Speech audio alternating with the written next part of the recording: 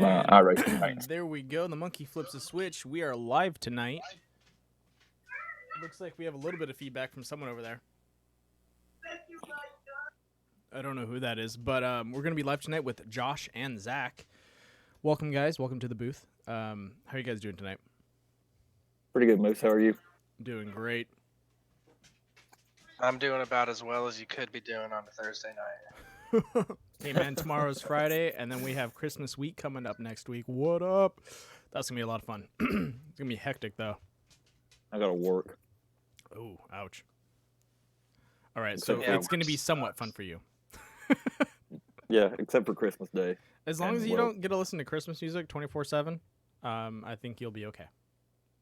My wife would absolutely love it if we listened to Christmas music 24/7. Josh, if your wife is anything like my wife, tell me you started Christmas music before Thanksgiving, right? Yes, sir. Yeah. See, now I saw a meme. The Christmas tree was up on November the 1st. Yeah. See, and I saw a meme that says if you listen to Christmas music or start decorating before Thanksgiving, Santa kills an elf for every day that you've decorated before Thanksgiving. Yeah, I came in the door that day when I got home from work and asked her how was the turkey. Oh, Jesus. I aggravated my wife and daughter over that for probably a few days at least. See, I got lucky. My girl's a Halloween fanatic, so we carry Halloween all the way through Thanksgiving, all the way till just about Christmas time. So we just started decorating last week. So Are you sure that your wife and my wife aren't related? Maybe, I don't know. I mean, I think this woman over here to my right loves Halloween more than Christmas.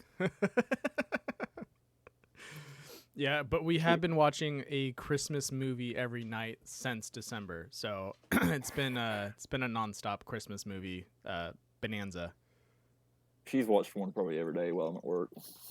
I'm glad I'm not the only one. There you go.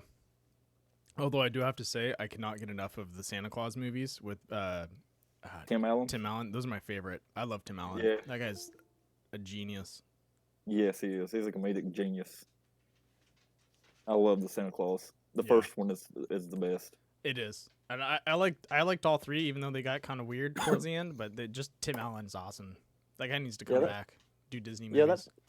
That third one is kind of weird with like the plastic looking guy.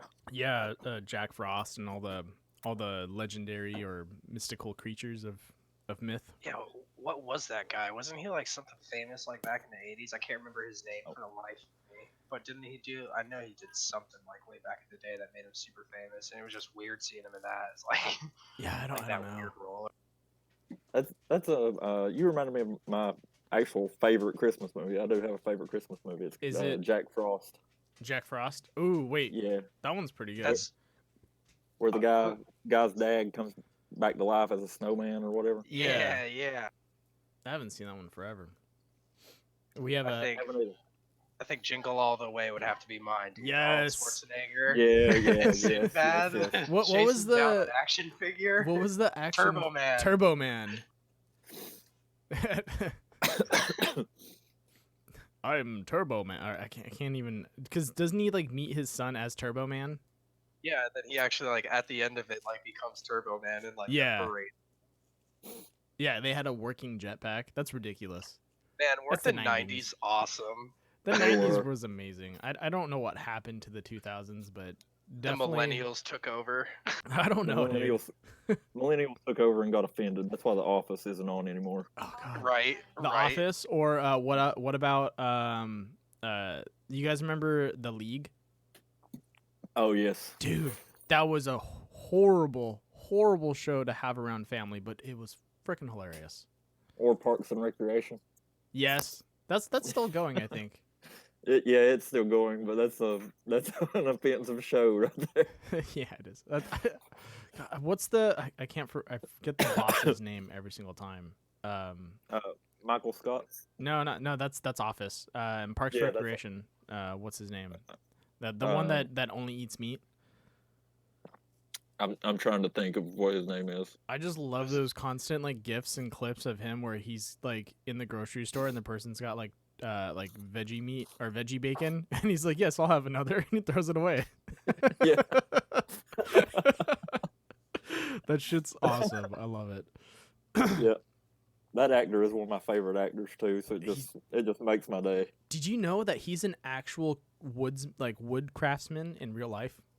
Yes, no, I and did he's not know freaking amazing. Yeah, he made a He canoe is, from yeah. hand, but like did the intricate pieces instead of doing like a I don't know. He's supposed to be really really good at being like it being handy. So like his character is him.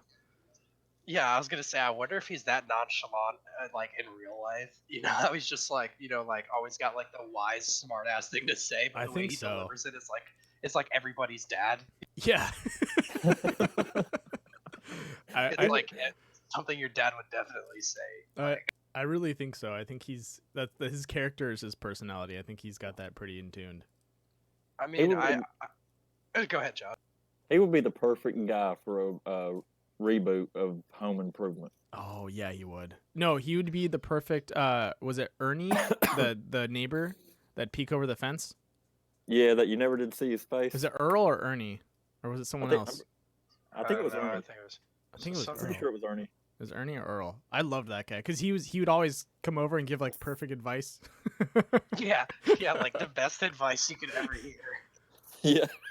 Well, Tim, sounds like you're in a conundrum there, but I wouldn't have got myself in that situation.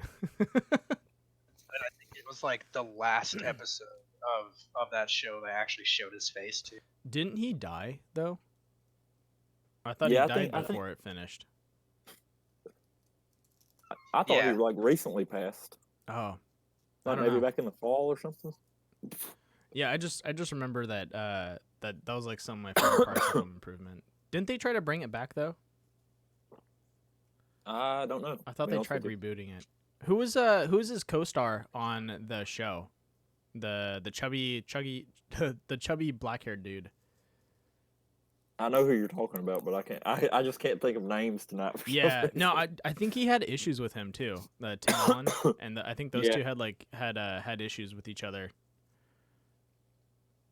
Didn't Tim Allen get caught with like some sort of drugs or something, and that's why that show got kicked off the air? Really? No, I don't think so. No. It got kicked off air because he said something on controversial on air. That's what it was. Oh, okay. I thought that was a new Roseanne. Oh, I think he did the same thing too, though. Because Tim Allen is like extremely, I wouldn't say Republican, but he's extremely conservative. So he's extremely Republican. Yeah, I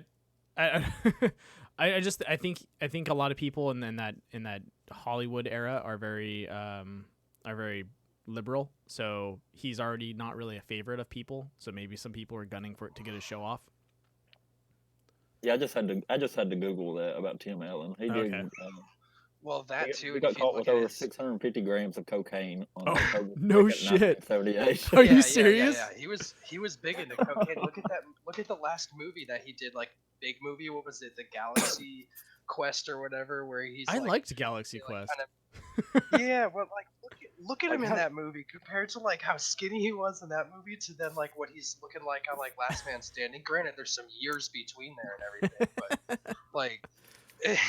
But no, the reason I was also saying too that he's super conservative and very right wing is just because like on his one show Last Man Standing, I mean they give him pretty much, you know, like, yeah, go ahead Tim, say whatever you want, you know, like we don't care, and like he's constantly taking stabs at, you know, like political issues and all that. Yeah, he's like he's hilarious. Have you seen his stand up? Oh, dude, filthy, filthy yeah. man. Great stand up. Yeah, for being like a, you know, like another one of those like America's Dad, you know, where you watch him like raise a TV family and shit like that. So you look at him as like your father, and then like if you watch Tim Allen and like that as like, you know, at Last Man Standing, or what was the show with the three boys, Home Improvements, that was you know, like the two shows that, you know, you raise a family, and then you go and watch his stand up, and you're like, oh my God, you are a filthy mouthed mother trucker. Have you ever heard Bob Saget's stand up? Yeah. Yeah, that's filthy right there. Okay, so we'll get on a little tangent of oh, did I break my? I didn't break my keyboard. Okay, sorry, minor panic moment. So one of my favorite like dirtiest comics is Joey Diaz, one of Joe Rogan's friends. That guy is like the uncle that you'd see at family parties that was always up to stuff and always had like just the like worst best advice, but he always had your back. I've never seen it. Okay. He's really vulgar. But he's like he tells it to you as it is from his perspective. He's like that uncle that's like, "Here, let me tell you something, son. Come here, kid. Oh yeah. Come here, kid. Let me show you the world." Look. The best way to get over a chick is to get under one. Yeah, that's that would be what the way he goes through it. Yeah, no, pretty much. He's awesome. So what's been going on in the world of Death by Moose Media as per your racing? Because I feel like we need to do a Randall race update per week to see how much you've improved. I wasn't able to turn laps with you last night when you were hosting High Octane. Sorry about that. But I don't know if, that was my bad. That's the second time I've ever driven those, and I was third place in the room. I was I was running in and out trying to host a session while also doing dinner and grocery shopping, so I was just all over the place. I did throw laps at the end, but then I got number 11 turned me over. I was in first place. I was kicking all their asses, and then number 11 gave me a sideways push off the jump and rolled me. I had half the mind to kick him, but I was like, fuck it. These guys can race it out, and I just left. But I've actually, last night, I was turning some laps, trying to figure out what the next, or my sponsored race for the Core Racing Series would be. And I'm stuck between 3 cars, but I know what track. We'll be racing a Summit short track, but we will either be we're going to host a practice session that's going to be Skip Barber's, also super late models, and then the Kia Optimas. So I say that again. Kia. The Kias are a lot of fun. Those are like my back, like my fallback if no one else can really drive the Skip Barbers or the super late models. I really liked the Skip Barbers on Summit. They're a lot of fun. Kind of a lot of power sliding. It was kind of weird.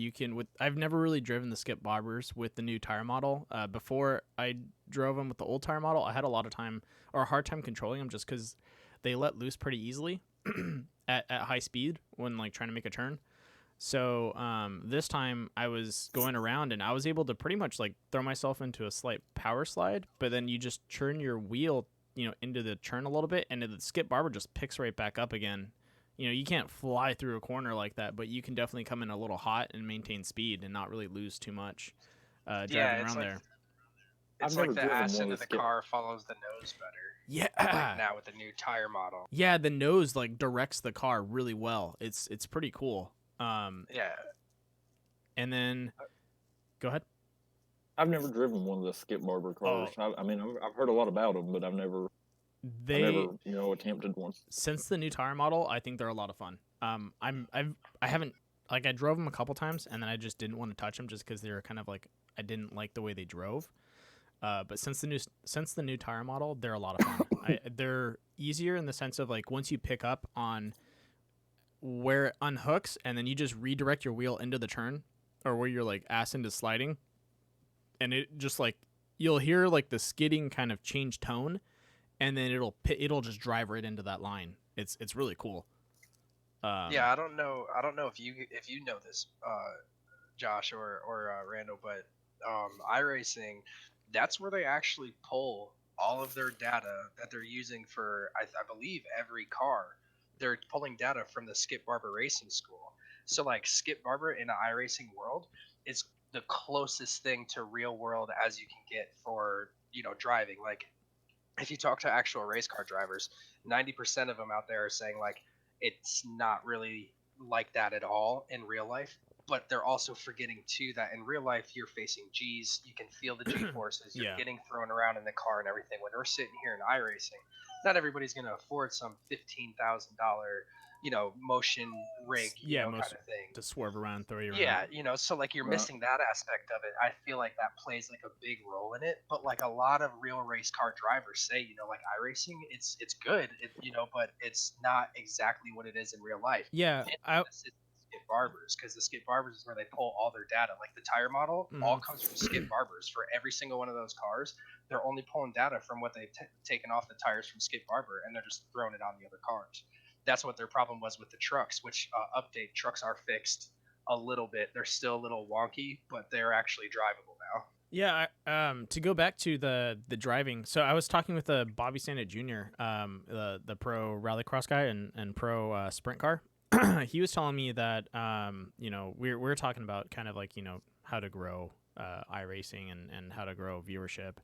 And he said, he talks to a lot of people on track, and he's all the big difference between on track and iRacing is, mentality. People on track, usually if you trash your car or your car gets taken out, you're done for the season until you can fix it. And most people don't have, flexible incomes to just, pop a new car together within a week. So he drives, he's like, my driving mentality is like I'm on the track. He's like, if I trash my car, I'm pretty much done. But when I find what he said, the only thing that, I've tried talking and bring people into iRacing, and he said, usually what happens is they tell me, oh, it's not real driving or it's not real racing. And he's like, that's completely incorrect. It is real racing. It's just not the right physics. Yeah, it's just not all there. It's not perfect. Yeah. You're never going to get perfect. Yeah, and what iRacing teaches you to do, it teaches you how to drive around other people and how to handle those situations and how to, manage space and how to, even if say you have drive and anxiety around, in races, any competition, people get choked up the first year competing, just unless they have nerves of steel. Everyone gets nervous, they get sweaty palms, they make mistakes, you trash your car because you just hesitated. iRacing is a good way to get rid of those bugs, to get rid of those those itches and those jitters. Yeah, those jitters. Yeah, if you want to really kind of come off with a good sense of I guess attitude, that's where you want to build up. Is you want to build up where you have a chance to keep sitting in the car and putting yourself door to door with people and not have to worry too much. And then by the time you sit in the seat, you feel a little more solid about trying to different lines. Like I do kart racing in my area because it's just easy to do and it's pretty affordable.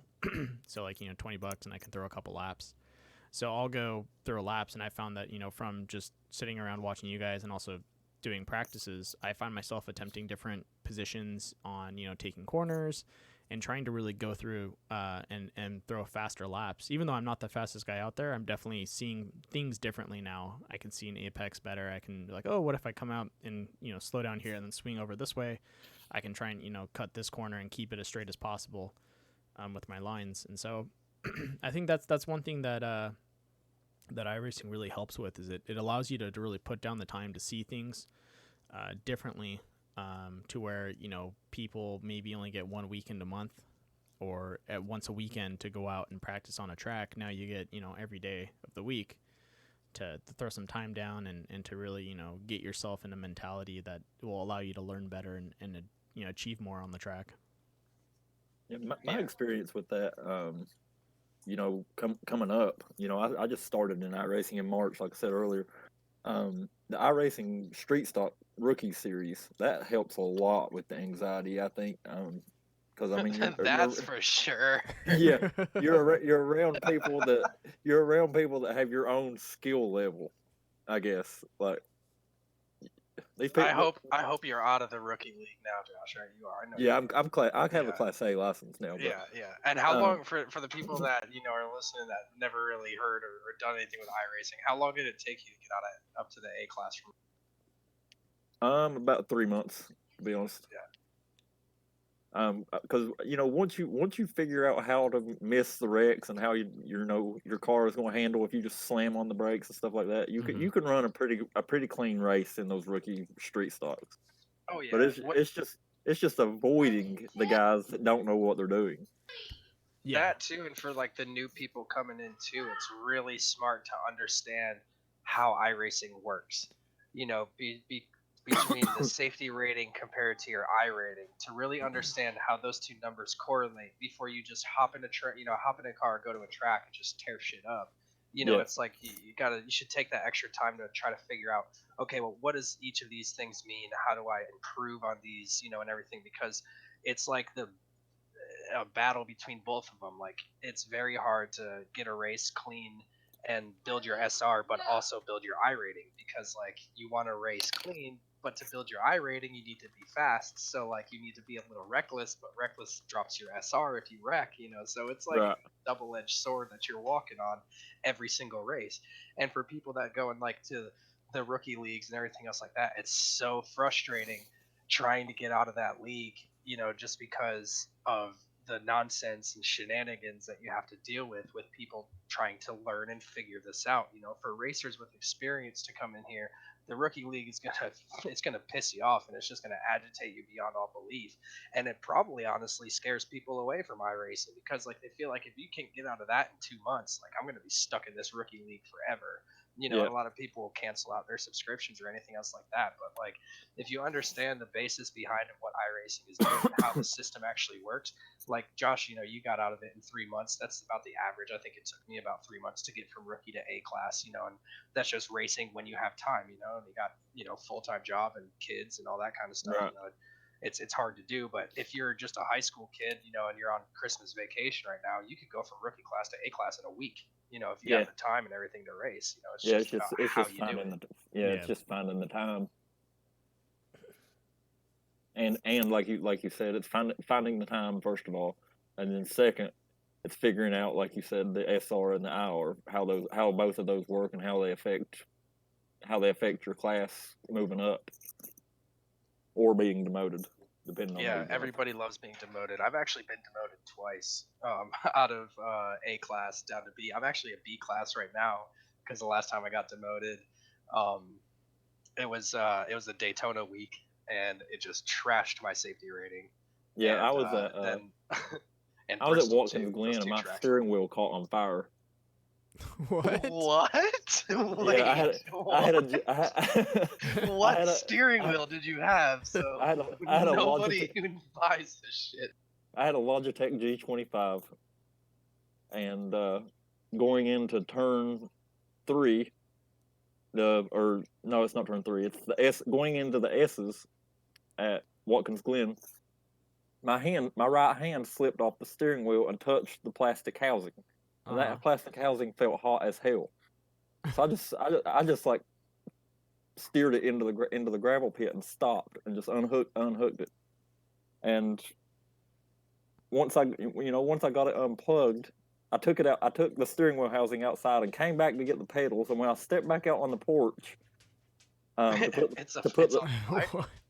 to put the pedals out there, my wheel is literally on fire. And this is on your front porch. Yeah. You sure Billy Madison didn't come by and Just take the burn food and it. sets it on fire? He called it poo. Oh, But shit, too. I took the housing off the next day, and like one of the like wires running to the power cord Shorted. had like rubbed a raw spot in it, rubbed the Ooh. insulation off, and I guess it shorted out. Oh, crap, man. That's Damn. great.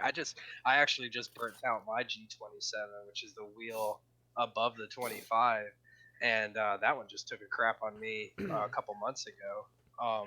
I was able to, through the great community of iRacing, actually get a wheel from one of our fellow racers, and it's funny too. He asked me, he goes, you know, hey, I'll send this to you. How much is it worth to you? And I'm like, well, man, to me, it's worth, you know, everything, you know, and trying to figure out what I'd give him for the price and everything like that for it. And I'm like, well, what's it worth? You know, it's worth everything to me, you know, like I can't really put a price on this thing, but to have a wheel catch on fire.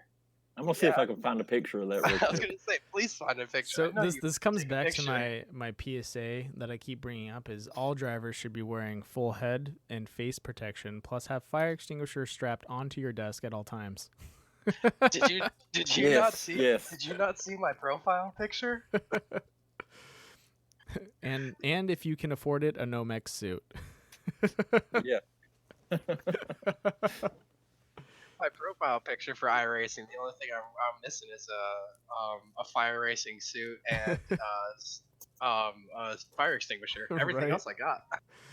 That's what They make the VR headsets with a helmet now.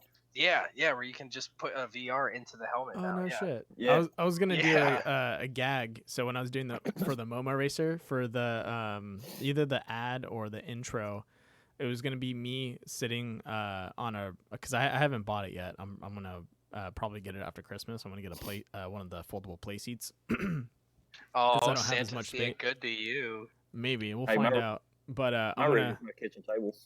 What's up? My rig is my kitchen table. There you go. Ditto. Uh, There, Josh. You gotta start somewhere. I want to be able to fold it up and sit a little more comfortably. But I was gonna do that with me like sitting in shorts and like racing or shorts, Converse, and then helmet, Nomex hood, and like racing gloves. No, dude. No.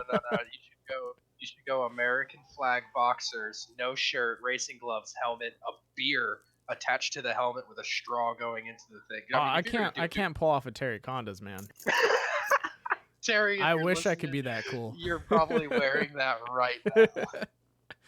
He's sitting in a hot tub with a beer at the beer hat. It's so funny that sounds racing so with good right now. racing with Terry because Dude, like I love that literally guy. anytime that you hear a it's like, nope, Terry's in the room. And then Yeah. you look to the right and he's hitting the wall. Yeah, and then he's in the wall getting hot dogs or something. Just kidding. No, he usually doesn't do that, but it's always funny to hear him crack one open. Yeah, it's about every caution. Yeah. I forgot who was I talking with that he had a built-in koozie into his seat. That's Terry. I think that's Terry or that's Kevin. I can't remember. Oh shit. I think that was Terry. I was talking to you about it, Zach. We were joking about how Terry had a built-in koozie into his seat. Yeah, I think it was either Terry, Kevin, or Bill Hargans in his old rig that he had. I believe he had a cup holder too, but it wasn't for beer. Bill's not a drinker or anything like that. Yeah. Yeah. If I had the means in my old rig that I had, because I mean we talked about my rig last week. Josh, I don't know if you were listening last week, but I actually took the car seat.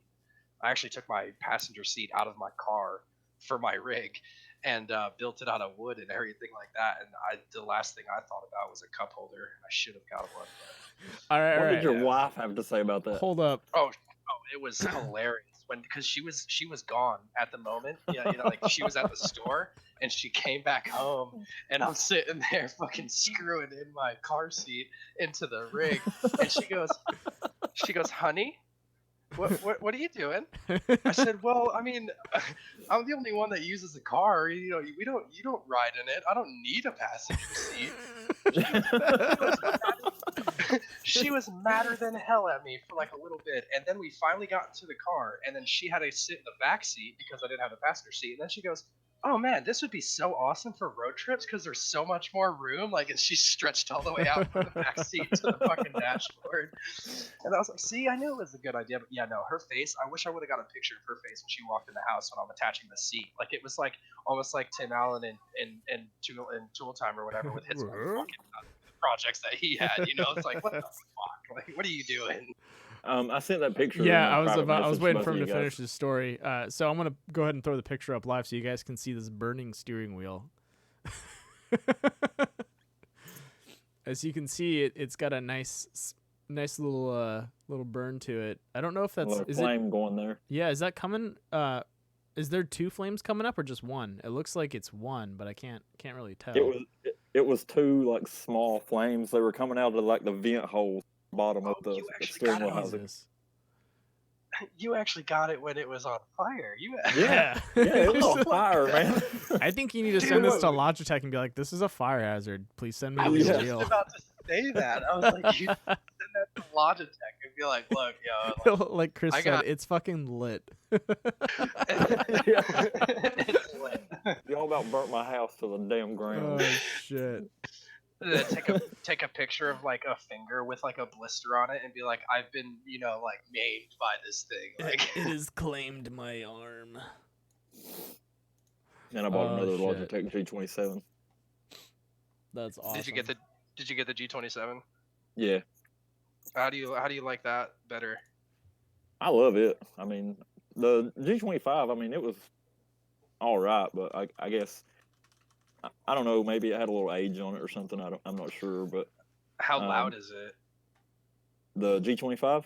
Yeah, or is it louder than the 27, or is it quieter? Yeah, it's a little louder. I remember It's with like my a buzzing 27, sound. dude, when I had my 27, it was loud as hell. I got a G29 now, and it's quiet as a lark. I mean, it's real. Yeah, that G25, man. Like I had a league race in another league that I was in that I've already been booted from. But anyways, that's not the point. But I logged in. No. Why were you booted? No. Yeah, wait. Go back. Let's go back to this. What did you do? Well, obviously, I'm not a road course racer. I can't road course race worth crap, and I literally ran over the guy in front of me going into turn 11 at Infineon or Sears Point or whatever, Sonoma Raceway, whatever you want to call it. I literally ran over that guy, and he started cussing at me. I started cussing back, and I got booted. Well, come join Bandit Racing, Josh, and we race 2 road courses, and I'll make sure to kick you out after the first race. Okay, I'll be there. Our road course is week 2, so you get to race Daytona with us, and then after that, sorry, we're gonna give you the boot. No, Hey, most see my road course skills on Sunday. They're not pretty. I don't know. They're better I wrecked by myself. You know, I went back and retested the Darla 12s while I was after the race just to see what you guys are going through, and it is a night and day compared to what I drove. So I drove on, I think, the standard like 78-degree track at like noon, and then I did your same weather settings. Holy shit, that thing is so squirrely. I didn't realize that because it was hooking like when I drove with the settings that we had, you could just fly through some of those turns and you didn't have to worry about your back end just giving out because of them being cold. This one, and the brakes felt a little stiffer too. Is what I struggled with the most. I had issues with braking. My brakes weren't heating up fast enough, so like they would after a couple laps it'd be fine, but usually what happens the first lap, I just end up locking up my front tires just too much. I'd get a little too heavy on the brakes. I don't know if you noticed how many wrecks I dodged in that race. Every single one of those wrecks were right in front of me, and I missed them somehow, some way. Because I'm not that good a road course driver either. But I mean, like, I was actually pretty proud of myself. I came in 4th that race. Should have finished earlier. I got a bad penalty that I shouldn't have been held in pits. But it's iRacing. It happens. Whatever. We get through it. But yeah, one of the guys up in the stands can bring down a bicycle and outrun me. Don't feel bad. Track was... Someone rode around a track with a bicycle. Was that Willie? I think that was Willie or Eric. Yeah. It might have been Kevin. They were at Pocono, I believe, and they said they rode a tricycle around the track, and that's why they won. Yeah. I don't remember who it was. That setting that they had for that race, it was good for the first like 3 laps, like you said, like the brakes were absolutely horrible, and it took forever for them to heat up, and then you're sitting there waiting for the tires to kick in, waiting on them, and they never kick in. Like, that car was super loose every single turn, especially going into turn 2 with that big old bump and how sharp it is. That was the major problem. That's where I think all of our wrecks happened, were on that one turn, where everybody just kept stacking up on those restarts. Yeah, turn 2 on the restart. Yeah, and that bump. That second right-hander is where I was having the most issues. Yeah, that's what it was. Second right-hander is that bump, man. If you hit the gas when your back tire hasn't gone over, if it hasn't gone over that bump, you're done. You're going over into the grass, into that fence. I made sure to do my best not to even get close to that bump, just because you want to be able to come out of that corner with some gas, and when you touch that bump, you just whoop, bye. It's almost like if I had. Oh man, eventually I'm going to have a launch pad with sound effects, and I'm going to be attaching like the Mario sound effect of like whoop, whoop, for like people spinning out and shit. Right, for people spinning out for like it would be awesome too at the end of the year too when you make your your end season ending shit or whatever Yeah. else like that to literally put out banana, like have somebody drop a banana behind their car before someone spins out. You know what I mean? Like have just like I kind of learned how to do that, but like it's a turtle shell or something. it's also like kind of tough. I learned how to do like on editing how to attach things so that as objects move throughout like a course, it stays and actually scales itself to that object. I just have never used that yet. I've learned how to do that though. Something to play with though. Yeah, definitely food for thought. There would have been a lot of bananas on that last train. Okay. That last race was It cool. would have just an Oh, oil yeah. slick. Dude, it was like at Like one one point, big old slick.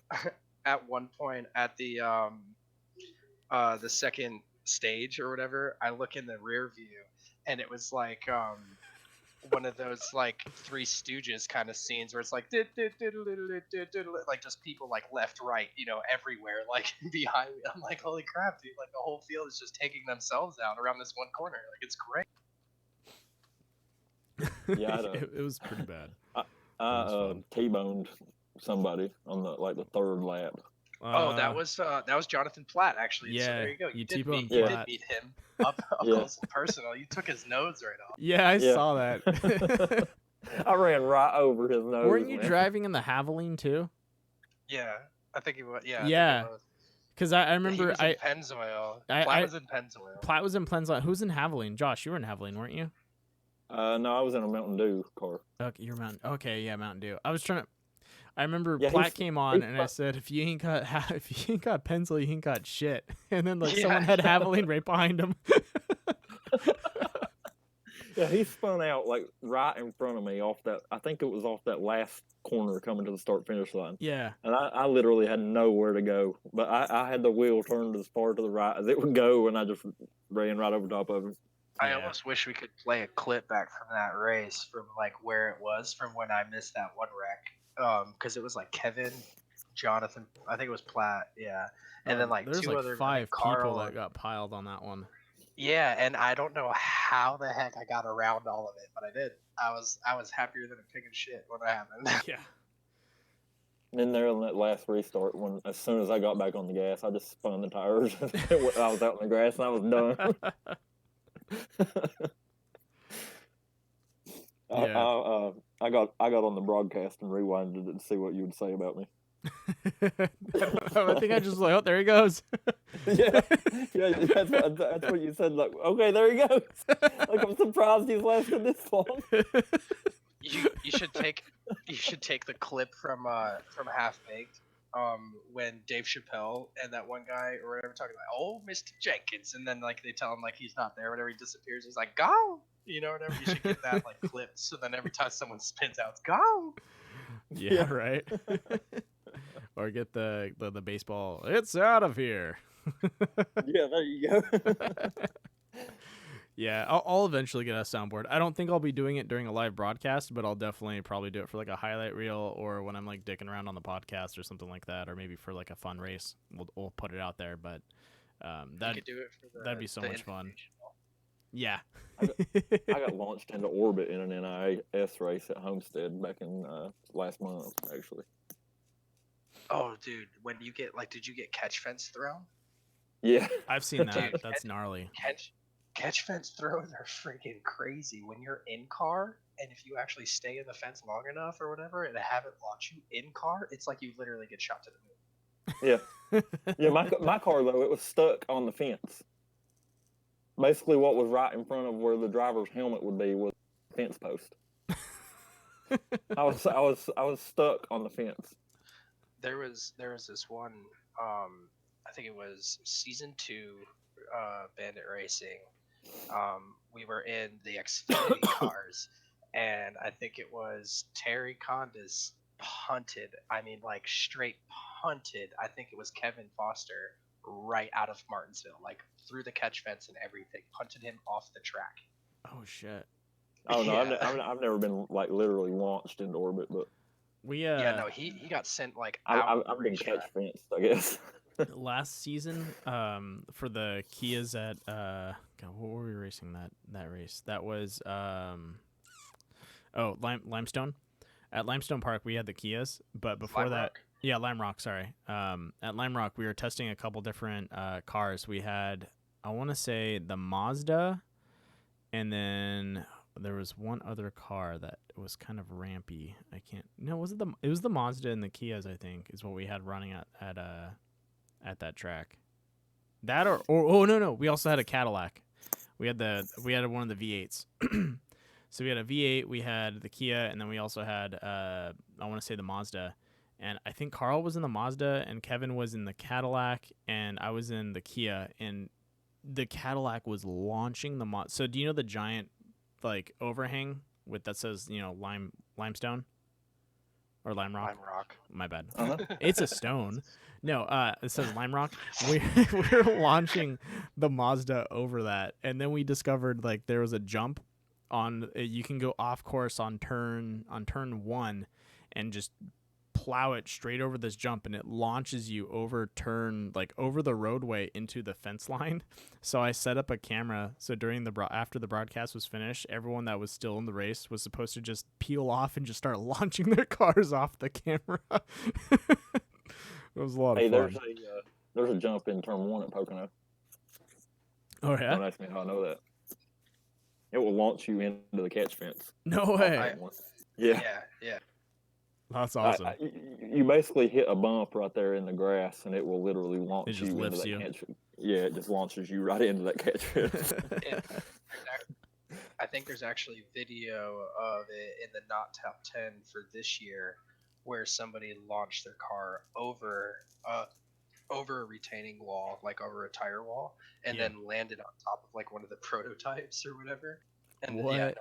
it's in the not top 10 that they just posted. I got Bill looking up. I think he's trying to find it if he still has a picture saved. Since we're on, he just sent it to me. Here we go. Crazy stuff that happened. Oh wait, no. Yeah. That's what the fuck? Do you see?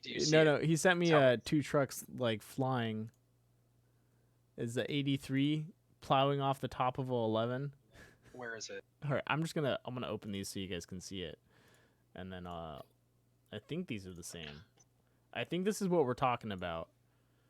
Well, this is Bill and Kevin. So these 2 guys were definitely getting a little rough with each other. It happens. And then here's the PNG Houston, we have a problem. As he goes sailing through the air. Yeah. I He's just looking finished, for one more. There's got to be one more picture. I hope he can find it, because like it is the most craziest thing we've ever caught in iRacing.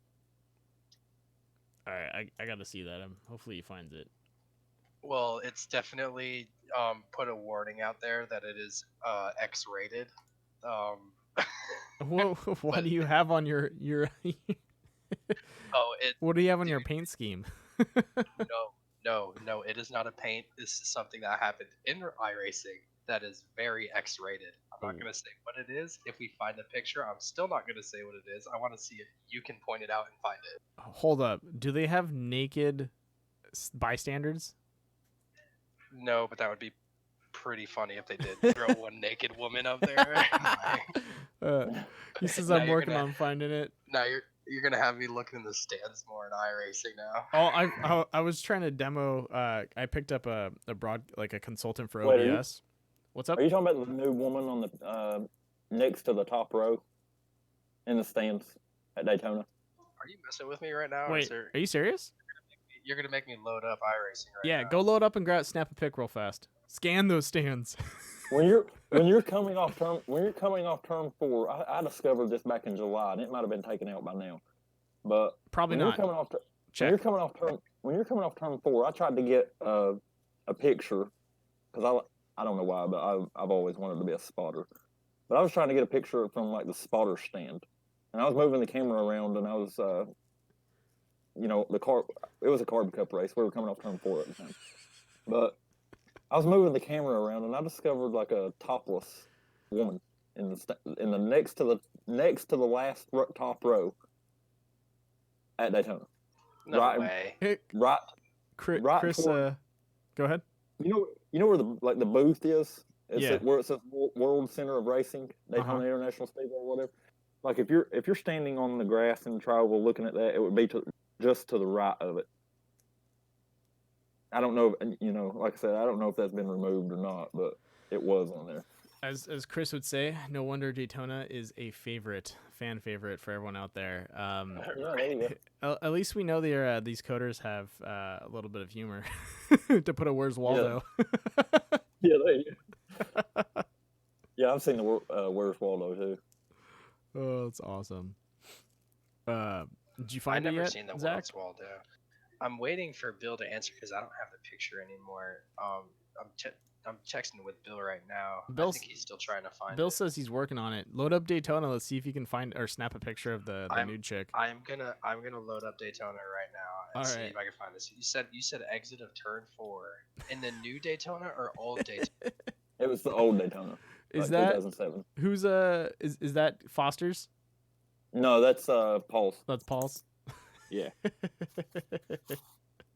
So wait, why you guys? Okay, so for anyone that doesn't know why I'm laughing, Josh here has been painting Wizard of Oz themed car paints, and I don't know why. Why are you doing? Oh, because they're racing in Kansas. That's why. I made a joke a couple of nights ago, and I didn't at the time. I wasn't serious about it, and I just made a joke about, we're racing at Kansas. Can I make everybody a Wizard of Oz car? And it just blew up. So now everybody gets a free Wizard of Oz car. That would actually be hilarious to run on the broadcast too if we all had freaking Wizard of Oz cars. Someone needs to be one of those Emerald Knights. Monkey. I want a flying monkey.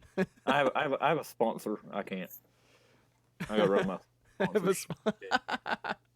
Yeah, my sponsor is sponsoring the race. You're kind of sealed in on that one, but everyone else can run Wizard of Oz.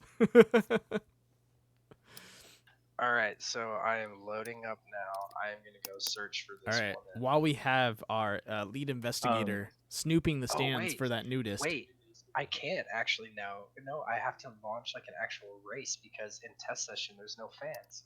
Oh. Well, here, let's Google is our friend. Let's see if Google has the naked lady. Just Google iRacing naked lady Daytona. Well, this is going to turn out to be really bad. Yeah, that would probably bring up some bike week old chick. Don't do that. All right, let's see what happens. Images. But anyways, if you're like standing in the grass in the tri-oval at Daytona, and you're looking up at like the booth where it says World Center of Racing, Daytona International Speedway or whatever, just to the right of that, on the second from the top row, is the lady. I used to have a replay of it, but I had to reset my computer, so all right, I lost all that stuff. I don't see any of this on pictures, so you might have discovered an Easter egg. I may have. So you heard it here, folks. I don't see anything about it, and I'm like combing through all the photos, and it's just people talking about trucks. Yeah, I don't see it either. Yeah, this is the first. You're gonna make me launch a 30-minute iRacing. I want to kind of do it. Just do it. Just do it. Just do it. I'll give you the 50 cents. I'll join it and see if I can find it. Just let me know what you name the session. I'm gonna name it "Searching for the Naked Lady." There you go. I wonder how many people we can get into this race. Oh Jesus! Probably a lot.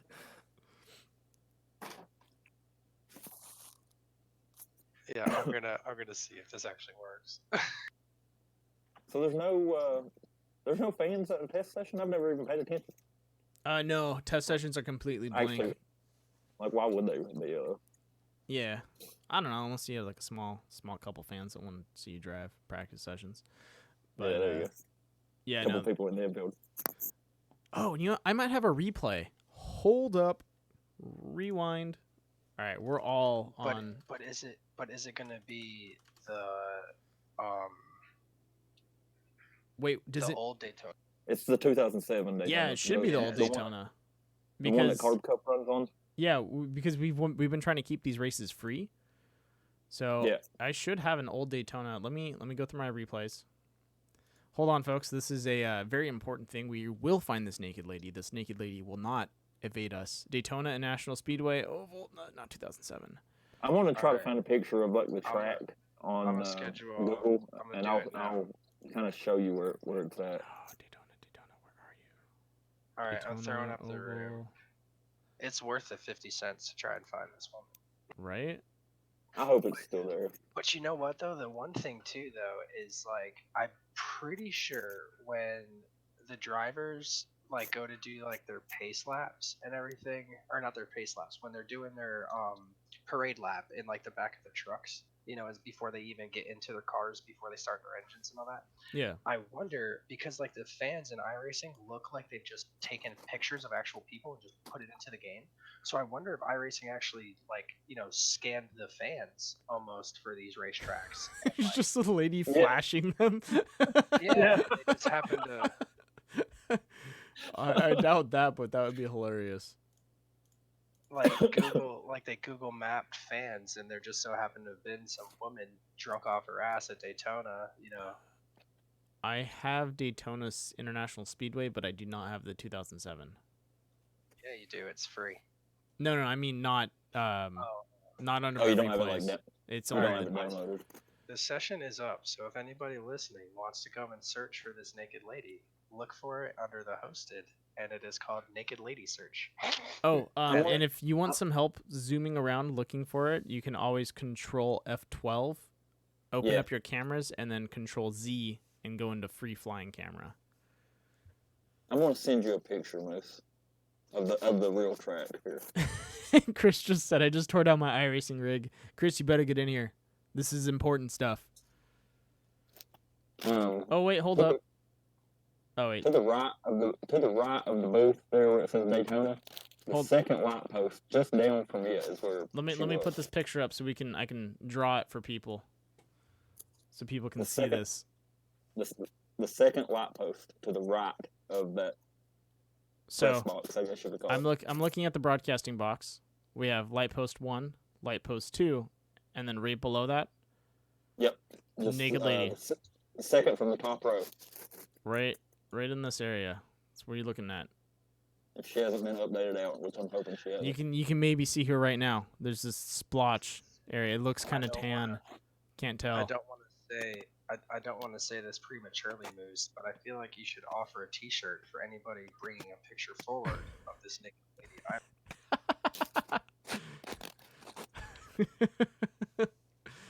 That might be a good reward if we could get someone out there that would be willing to submit the naked lady photo that is not photoshopped. I have an excellent detective photoshopper, Photoshop an analyst that will comb through your files and layers and everything and let me know if it's been photoshopped. But if it's a real one, possibly. Triangle boobs and all. But don't let Moose, you know, scare you away by saying he will still look at the naked lady you photoshopped into the picture. Oh, I still have to verify that it's a naked lady. He will still enjoy it. Do you remember when we discovered that, babe? Babe, do you remember when we discovered that? The naked lady in the stands? I think I messed it up too.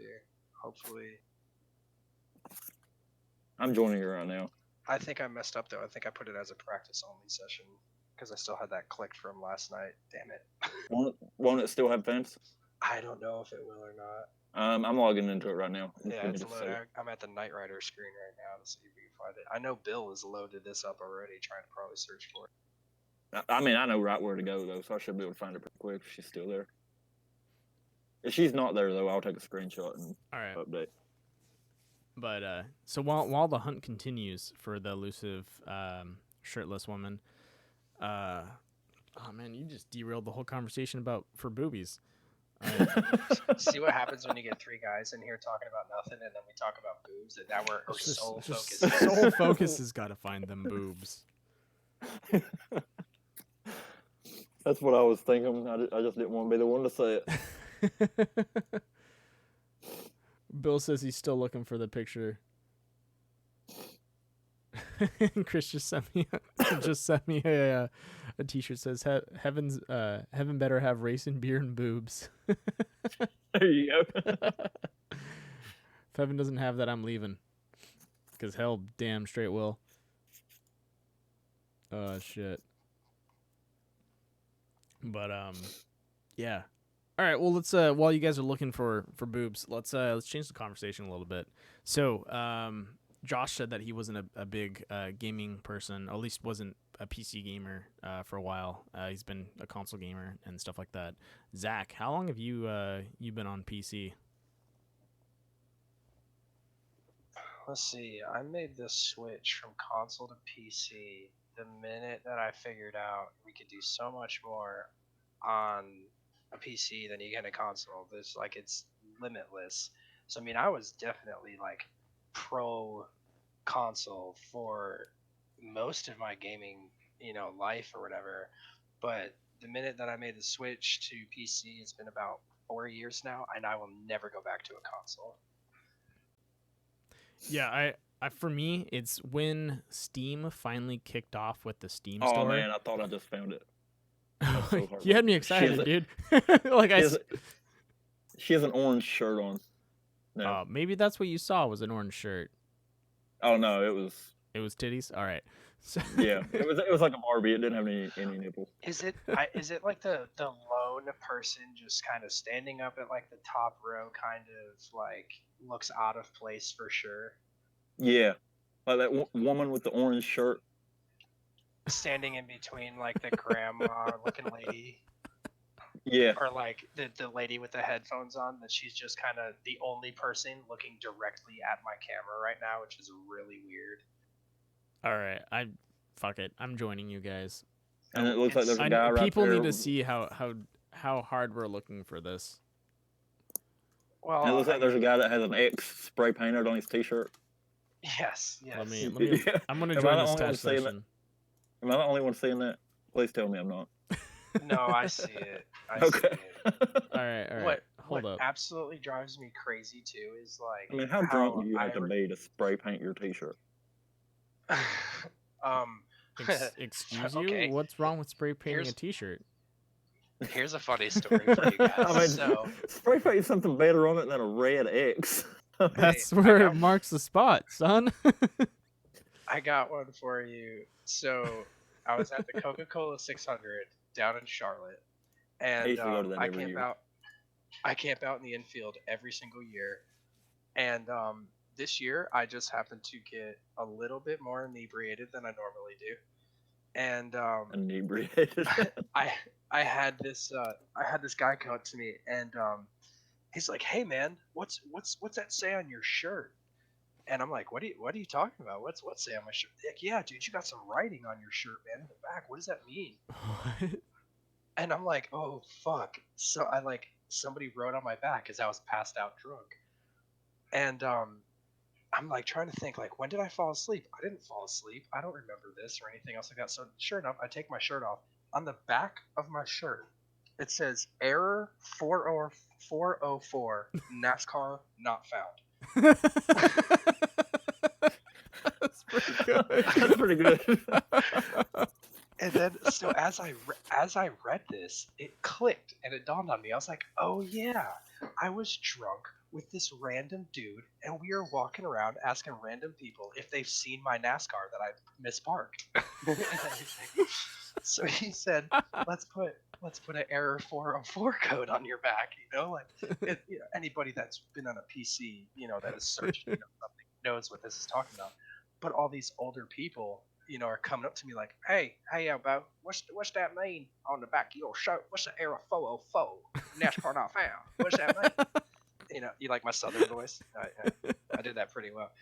And for like 20, 30 minutes, I thought people were fucking with me. Like, what is everyone asking me about this error 404? Like, what the fuck are they talking about? And it took me about 20, 30 minutes to realize, and that one guy come to me and asked me, like, what's that written on your shirt, to realize that I'm walking around with this on my shirt.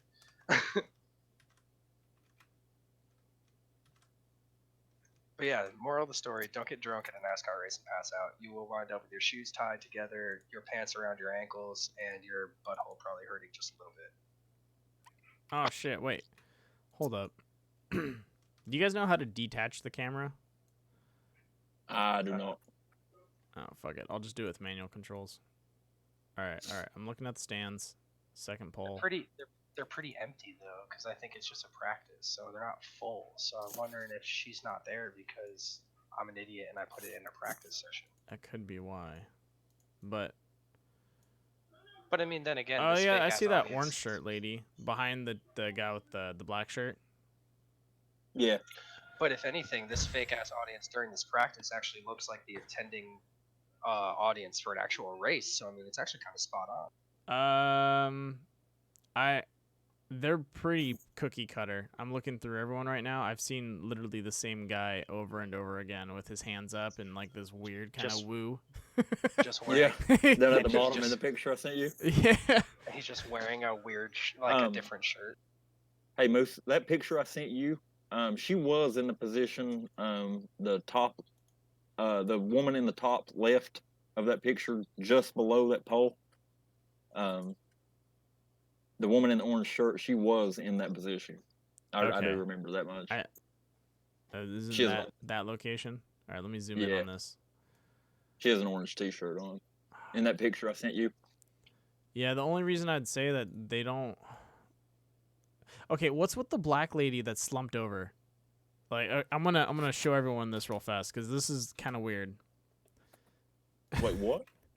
Yeah, hold up. So if we're looking, there's this black lady with the purple like camo or purplish black T-shirt. Oh, and she's like moving. What the fuck? You guys seeing this? No. Oh yeah. What the fuck? Man? This lady's fucking like waving around and like getting bigger and then smaller again. Dude, that is meth mouth Matilda. Right there. What? That's what I call her meth mouth Matilda because like Jesus. I've caught pictures of her actually like where she opens her mouth or something like that, no teeth. Like I think she's got like one or two teeth. Yeah, I just love how like sometimes they get and they're standing on seats. If you guys haven't noticed that, they're all standing on seats. They're not sitting, nor are they standing on like the area that they should be. They're all standing on the seat themselves. Well, and iRacing paid so much for them to update the fans, and we can't even get them sitting in their seats properly. Like, I see the red X, dude. up. He looks so drunk. Just looks done. There's Karen right there checking her watch. And like, oh, is this fucking race over yet? Dude, that really does look like the dirtiest fucking guy at the NASCAR race, and he's like, fuck putting on a clean shirt. I'll just paint this one. Yeah, there you go. that fixes it. Spray paint a red Oh, and X. they look at you. Oh, that is so weird when you scan across. Their eyes just pull straight towards you. I got it. He got tired of being called a redneck, so he said, "No, red X." Probably. Yeah, I'm not seeing any boobies on this one, so we're gonna call it quits on the hunt. It's probably out when they changed the fans and everything because they updated the fans and all that shit. It probably got taken out along with that because they probably rewrote everything. But who knows? Maybe we'll find this topless lady somewhere. Eventually, she will be found. We will not end the hunt for the boobs. The boobs will continue to be hunted for. Once we find them, we will update everyone with pictures, photos, Polaroids, calendars, everything that you need for the boobs. And we will send them all to iRacing too, just to let them know that they've been caught. Those filthy bastards. How dare they? Those bastards. 2019. How? How dare Free you? the nipple, dude. Free the nipple. That's why. It was like a wagon long before. It was like a Barbie. That's the best way I know how to. It was like a Barbie. How to say it? There was like, I don't even know how to describe it. What if it just was a imagine? Barbie up there? That's what it Could you imagine resembled. if they started making Barbies anatomically correct, like the look on children's faces would be like, Did you ever watch the Netflix series, The Toys That Made Us? Yes. The whole thing on Barbie and like everything else was pretty funny. And pretty crazy how a Barbie's originator or a precursor was a slutty, was it German or Swedish doll? Swedish. It was a slutty Swedish doll. That's Yeah. right. Barbie is a slut and has always been. It just is what it is. And Ken is There you go. gay. Yeah. That's why they can't get married. Yeah. I mean, it's not like they could have kids or anything. Could they be bumping flats or something? Wait, didn't they have a kid though? They had or was it her niece? I don't remember. My nieces are all into Don't Barbie, know. and I totally fucking Don't know. forget. I used to just rip the heads off my sister's Barbie dolls and throw them into trees. Like Jesus. I was like Sid from Toy Story. Jesus, dude. Sounds like my childhood. Sounds fucked up. But just destroying everything my sister owned with me and my brother. Everything. Everything. Like, oh, what's this? A new Barbie doll? Oh, where's her head going? In a tree. Like, That's where it belongs, right? In a tree. Let's just send it. fucking send it. Oh, shit. My brother once discovered that if you basically bungee cord a Barbie around the frame rail on your bicycle down to where its foot barely touches the chain, it makes it sound like a da-da-da-da-da sound. Like the card noise for the motorcycle noises on cars or on the spokes. Yeah, except there's not a card in the spokes. It's just the Barbie doll's foot, like in the chain. I'm gonna have to try this now. Jesus Christ! You just got Barbie dolls strapped to your fucking bikes. But obviously, this method destroys the Barbie fairly quickly. Yeah, I can imagine. Yeah. I wish she I wasn't would have thought about built that to when handle I was a kid. handle chain-on-chain action. No. That's some 50 Shades of Barbie right there. Yeah, she wasn't built for what, S&M? Yeah. Yeah, there you go. Oh shit.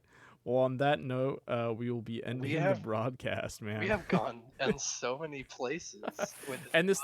this is why I like the Community Gamers podcast and why I do it. Is it's just an open conversation. We go everywhere. We talk about everything. Usually we try to keep it tailored towards gaming, but I don't mind traveling down the deep dark hole of ripping Barbie's heads off. It's all part of everyone's childhood and it's fun. And everybody stay tuned for the X-rated iRacing picture that we found. That is not the topless woman. It will be uploaded to Death by Moose Media Twitter. Instagram won't let me do it, but I'm pretty sure I can get away with it on Twitter because I think Twitter allows nudity. So, dude, if they let no, that's the thing though. It's not at all. You wouldn't even notice until you actually you have to look at the picture for a minute to actually realize what I'm talking about. But when you do, it'll click and register, and you will be on the floor laughing your ass off. Did they draw a Drick? Did they draw a Drick in the grass? No, a dick in the grass. No, but that since you already kind of called it out, when you see this picture, look for a very phallical shape. No shit. I'll say that. I will say that. When you see it, look for a phallical shape, and it is once you see it once, you can't unsee it. Like it's there. So Bill is still working on trying to find that. We will track down that picture because I know either he has it or another racer has it. Yeah, I'll definitely push that towards. We'll have to. I'll definitely push that towards my Twitter account. That'd be fun. Yeah, dude. If and Trump I'll tag can get away with the iRacing in shit it that he too. says on Twitter. Yeah, if Trump can get away with the shit he says on Twitter, I think he'll be all right. Yeah, right. Yeah. Oh, speaking of, I know politics isn't a thing that we should be talking about. This has nothing to do with politics at all. But I did see the greatest fucking meme today. It has a picture of Trump and it says, "Hey everybody, stop calling me orange," and then underneath it says, "I'm peach." Oh yeah, I've seen this. That was pretty good. Shit's hilarious. But thank you again, Moose, for having me on. No here. problem. It's Thanks always a for pleasure. hopping in last minute. I keep forgetting to send out these messages at the beginning of the week to ask people if they want to join. So it's always last minute. Cause I'm like, oh shit, I've got to fucking ask people. I am down. I am down to do this podcast every episode if you want. If I'm available. Awesome. I'm down with. I'm down too. I think next week I'm going to be changing. We're going to be doing a Christmas one. I'm going to talk a little bit about a new game that came out and my feelings on it. So we'll be changing pace a little bit. But yeah, What game? GTFO. Oh, okay. I was Get the gonna go fuck out. check that out. Yeah. So I like it. I'll I have to actually had a try. better experience. I played it for like 10 minutes this morning. I was showing someone via Twitch. So I had a better experience with it this morning, but I feel like the game is formatted in a way that doesn't entirely induce terror, which I think it should. So it's it's for another week. I can talk for about like 2 hours on it because I have a lot of stuff I want to say. It is in early access, so I hope they fix a lot of things, and I hope they find the perfect model for their game. But if you haven't played it, give it a shot. It's a lot of fun. It definitely needs some tweaking. I hands down think that, but it's got a good starting point, and it'll make its way. But to do a little bit of selfless promotion, don't forget to tune in on Sunday. We're going to be back at it with ISRC at 3:30 Pacific Standard Time, and if you're on the East Coast, don't forget to check in at 6:30 on your Eastern Standard Time. And then right after that, we'll be pulling up in about 30-minute to an hour gap. We'll be coming up with the core racing series that'll be going on. We will be racing at Kansas. Kansas. We're not in Kansas anymore. Let's pull up exactly what it is because I totally forgot since I'm not reading it. We will be doing Kansas with the Cup cars at 50 laps at night. Oh shit! Yeah, That's and gonna be fun. The setup, we tested the setup last night. It is going to be door to door, bumper to bumper, all 50 of those laps. The setup is going to be like it's so knit close, like bumping and banging the whole way. There's not going to be any gaps or anybody able to really run away from it. It's going to be a very exciting race. Probably some torn up race cars are going to happen, but I mean, that's racing. Yeah, that's But I gonna be mean, awesome. the setup is fun as hell to drive, and I had a blast last night running with a couple people that we did testing it out and everything. And in five cars and 25 laps, nobody could get away from each other. Nobody. So I mean, it's going to be some exciting racing. Once I figured that setup out, after I came off of pit road there, I was pulling away from you guys, and I was kind of proud of myself there. Yeah. For pulling, if you could pull away in the set that Core's bringing next week, that you got something to definitely say about yourself then, especially with the group of guys that are running in that league.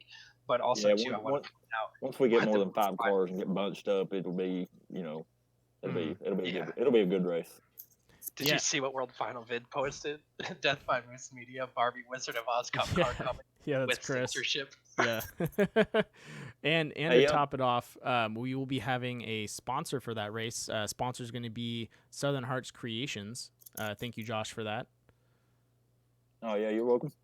And so as we continue down the line, so we'll have that on Sundays, and then we'll be coming back on Mondays, December 30th. So we will have one more week off before DUIs and Dingers comes back. They're still working on the trucks. We're just waiting for them to be a little more stable for everyone so that we don't have a caution fest 24/7.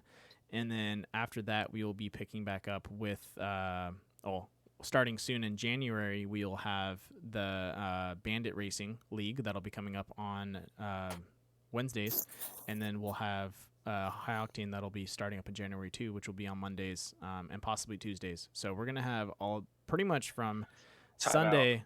What up? Bill found it. No shit. Okay, hold up. He found it. Okay, have Bill send it to me. But while he sends it, let me finish Which one did he find? The one you guys were looking for? The or grass. One we were all looking. Oh, okay. The phallic grass, I believe. Oh no, it's not grass.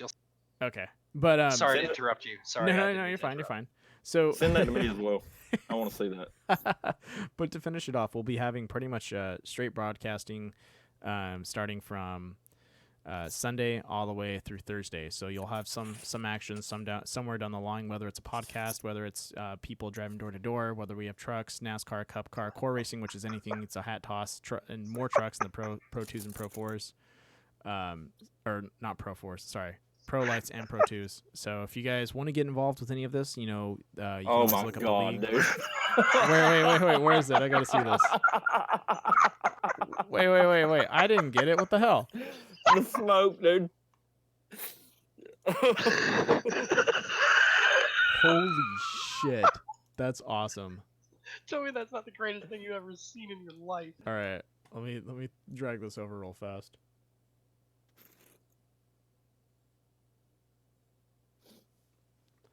For anyone out there, I didn't know you could launch up from a dick. That's pretty Dude, awesome. That's like the best money shot in the world right there. Jesus. Hey, that Kansas race too, by the way, that's 100 laps. Oh, it says 50 on there. Maybe that's the halfway point. I might have misread that. Yeah, race length 100 laps.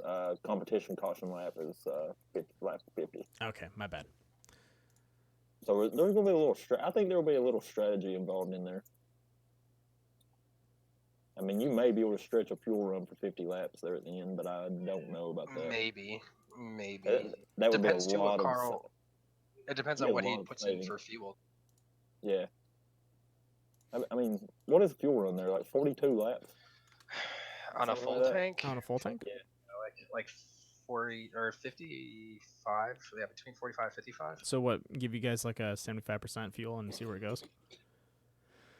Yeah, that's what I would do. I mean, make it interesting. I mean, see if any pit strategy comes out. That's what we've been trying to work towards, but pit strategy on iRacing is a little bit tough just because it's cautions come out and then a lot of people just wait for cautions. So I think with core you can get it definitely, but then you're basically screwed if a caution comes out and you've already pitted. Yeah. The only person I've seen pull off a pit strategy that was advantageous was Willie, and he did it on he was going against Terry for the Hard Charger award, and everyone pitted, and he just went out for a lead lap and just moved up. It was like 13 positions and just took it away from Terry. It was pretty fucked up. If you want to somebody actually come in with like good pitch strategy and everything else like that, because Bandit this year 2020 season is going to be really focused on pitch strategy. We're going to be doing like 100 to 120 lap races, and I believe I'm going to put the fuel right around 35-40%, so we should be pitting at least once or twice a race. So some pitch strategy is going to be coming into effect with Bandit, but one person to watch that has pitch strategy key is Kevin Foster. That man knows when to pit, when not to pit, and everything. When it comes to strategy, don't ever let that guy get away from you. You can't count Kevin out of anything, even if he's in the back, even if he's been in a wreck or something like that. He will sneak up on you. Yeah, out of nowhere. He's a sneaky son of a bitch. You'll be driving, and for me, I'll be broadcasting, and I'll see Kevin drop back, and I'm like, okay. And 5 laps later, Kevin's in P2, and you're like, wait a minute. Dude, if I'm in a race and I see Kevin drop back, I already know it. He's saving his tires or saving fuel, and then like in 10 laps, he'll be right back and he will pass you. Yes. And it's like nonchalant, so it doesn't so when I'm watching like broadcasts and I see people passing, I can usually pick it out of a big group. I'm like, oh, okay, someone's passing, and I can focus in on it real fast. When Kevin passes, it's so inconspicuous. It's like camouflaged. I'm like, oh, okay, just keep watching the race. Everyone's doing fine, and then I look down again, and I'm like, oh wait, Kevin's here. Yeah, right. Where'd he come from? And let's go check back at the leaders, and Kevin Foster's leading. Yeah. Wow. Didn't see that one. His name didn't even change off the board, but apparently he's in P1. And then it changes. Yeah. But Carl just posted something in the Discord where that picture came in, and he said, "Wow, that's a dick move."